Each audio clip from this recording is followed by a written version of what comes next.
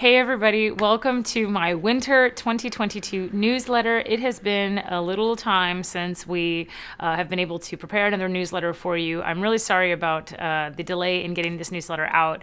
Honestly, it has been a constant shift and change, as you guys know, over these past 2 years, but especially these past 2 months. It is now the second week of January of 2022, and a lot has already changed about my calendar. And so because these newsletters generally are kind of every 3 months, or every 4 months rather, to tell you about the next 3 months.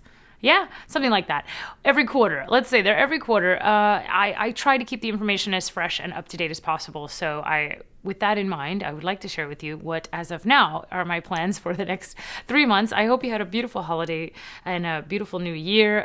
Despite all of the really difficult situation that's going on all over the world, we are really struggling in the arts. I'm seeing cancellations left and right, and I hesitate even now to just kind of say, well, this is what's going to happen in the next 3 months, because I don't know that. And it's been that way for the past 2 years, hasn't it?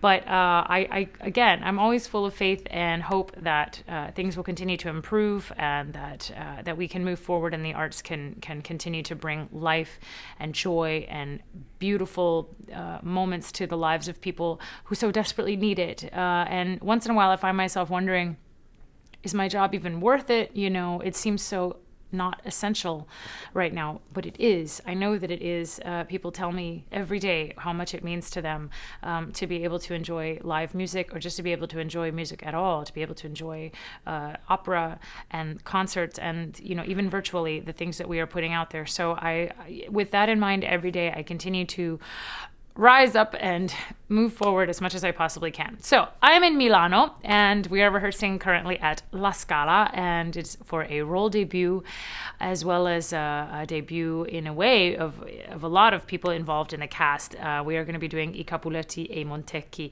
by Bellini. Of course, it is an incredibly gorgeous opera, and I'm very privileged to be singing Giulietta for the first time. It is a role that I have dreamed of singing ever since I first set eyes on the aria, No Quante Volte, an aria that I used to sing in auditions for many years. And so it is a gorgeous, gorgeous role. I'm looking forward to it. The conductor will be Speranza Scappucci, who will be making her debut as well at La Scala, the first Italian woman to conduct an opera at La Scala. And I think that's a huge bonus, I think, for this production, because the leading character of Romeo is being sung by Marianne Crebassa, who's a phenomenal mezzo-soprano. I've been really enjoying working with her. And so the three of us are kind of like a little Three Musketeers group now, and I really have been so happy to be in rehearsals with the two of them, and with the rest of the incredible cast, who you can read about on my website. The premiere is January the 18th, so very soon. We have 5 performances. The last one is February the 2nd. After that, I will be heading back to the United States, and I will be performing, if everything goes well, I hope, in Chicago with the Chicago Symphony Orchestra, some performances of Beethoven's Ninth Symphony. And that is a total debut for me. I've never performed the soprano solos in that. Of course, I'm a huge fan of Beethoven, and I am very much a huge fan of Maestro Muti and the Chicago Symphony. So I'm looking forward to making that debut there as well. It won't be a debut with the Chicago Symphony. It's more of a debut of the role, if you will, a debut of the part, debut of the piece. So I'm looking forward to that. After that, we've got a couple of recitals that I'm really looking forward to presenting. 2 of them are with piano, and 2 are with orchestra. So the first one is on March the 5th. It is in Valencia. It is a piano recital that is a Liederabend, really. There will be some Spanish music, there will be some German music, etc. And it is accompanied by my good friend Ruben Fernandez Aguirre. That is on the 5th of March in Valencia at the Palau de les Arts. I'm not really sure how you say it. It's in Catalan. But anyway, it's the Reina Sofia. Then on the 9th of March at the Wiener Staatsoper, I have another recital planned, another Liederabend, very similar to the Valencia program. So German Lied, and we have some Spanish music, Spanish songs, and maybe a few little bonus things here and there. I don't want to give away the programs yet, because I like to keep people guessing. And again, that will be accompanied by my friend Ruben Fernandez Aguirre. And then I have a few performances at the Wiener Staatsoper. Luckily, I'm returning there to do Die Entführung aus dem Serail, and that is on March 12th, 15th, 19th, and 22nd. So there's only 4 performances of that. But it was a production that I did last year during the pandemic, actually, in a very short period of time when things were open briefly and then they closed again. Right before everything closed again, I got to do this. And this was actually my debut at the Wiener Staatsoper. So I'm looking forward to going back and doing this production again of Entführung. It is a really gorgeous role, Constanza, that I love to sing. Every chance that I get to sing it, I just fall in love with it all over again. I think it's extraordinary. So after that, then I have 2 orchestra recitals. Now, one is in Madrid, at the Teatro Real, and it is part of the Voces del Real programming that they do, and it is on March the 30th, and that is going to be a program of my French bel canto repertoire that I basically recorded an album of this repertoire, and we're going to be doing some selections from the album, and it is Rossini and Donizetti arias in French, which is some music that I have loved studying and have dreamed of singing for a long time. I love singing bel canto and I love singing in French, so this puts the 2 things together. The maestro for that will be Corrado Rovaris, and I'm really looking forward to that.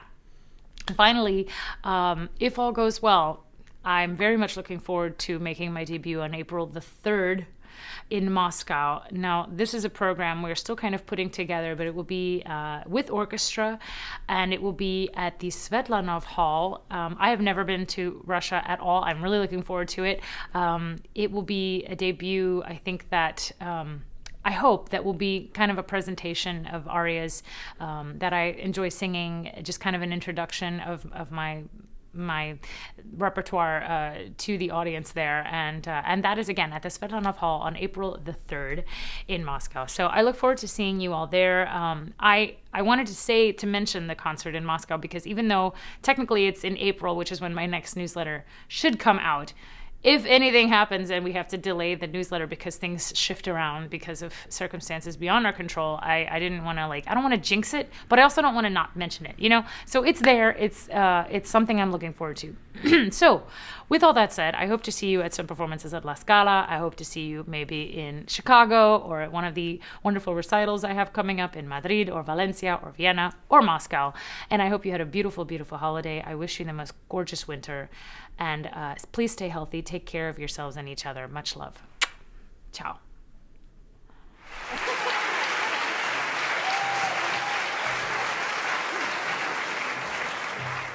Adesso siamo veramente in salotto perché questa non l'abbiamo mai provata.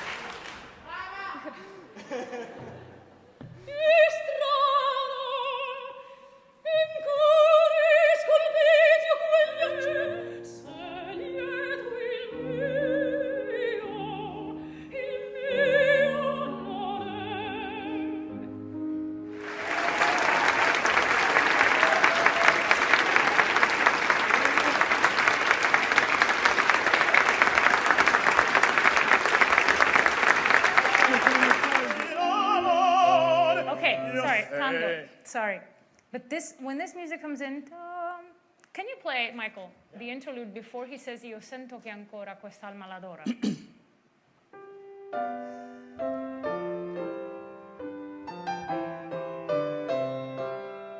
What does that make you feel, that music?